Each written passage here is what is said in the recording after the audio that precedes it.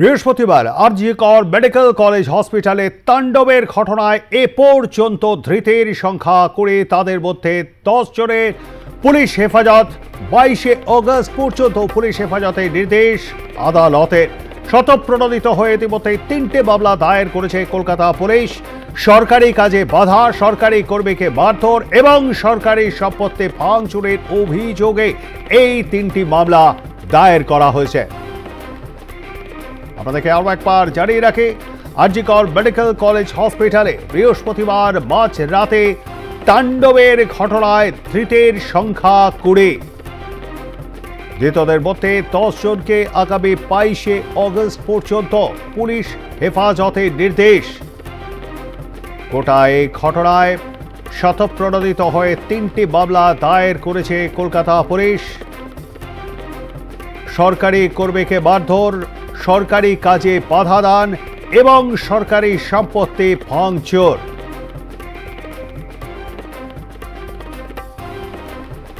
মোট 3টি ধারায় 3টি আলাদা আলাদা মামলা করা হয়েছে সেদিনকার ঘটনায়। সূত্রে খবর, সেদিনকে ঘটনায় যারা জড়িত তাদের বেশিরভাগই স্থানীয় বেলগেছিয়া বস্তির বলেই জানা গিয়েছে। এখনো পর্যন্ত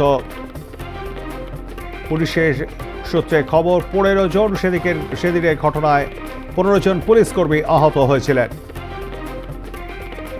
এ পর্যন্ত সে রাতে তাণ্ডবের ঘটনায় ধৃতের সংখ্যা 20।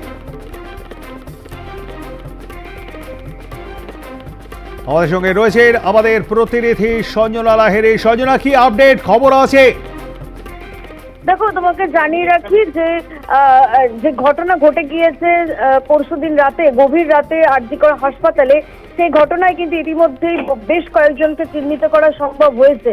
এমনকি সোশ্যাল মিডিয়াতেও কিন্তু কলকাতা পুলিশের তরফ থেকে সেই বিষয়টা দিয়ে কিন্তু পোস্টও করা হয়েছে। বিভিন্ন সংবাদ মাধ্যম এবং সোশ্যাল মিডিয়া থেকেই কিন্তু পুলিশ এই সমস্ত দুষ্কৃতীরাজের যে ভিডিও সেগুলো কিন্তু তারা জোগাড় করে এবং সেই ভিডিও দেখেই কিন্তু কার্যত পুলিশ চিহ্নিত করেছে 20 জনকে। তাদের মধ্যে কিন্তু ইতিমধ্যেই গ্রেফতার করা সম্ভব হয়েছে এবং বাকিদেরও কিন্তু খোঁজ চালানো হচ্ছে। এমনকি কেউ যদি এই অভিযুক্তদেরকে কোথাও দেখে থাকে তাহলে যেন অবিলম্বে পুলিশকে জানানো হয়, এই মর্মে কিন্তু একটি পোস্ট করা হয়েছে সোশ্যাল মিডিয়াতে।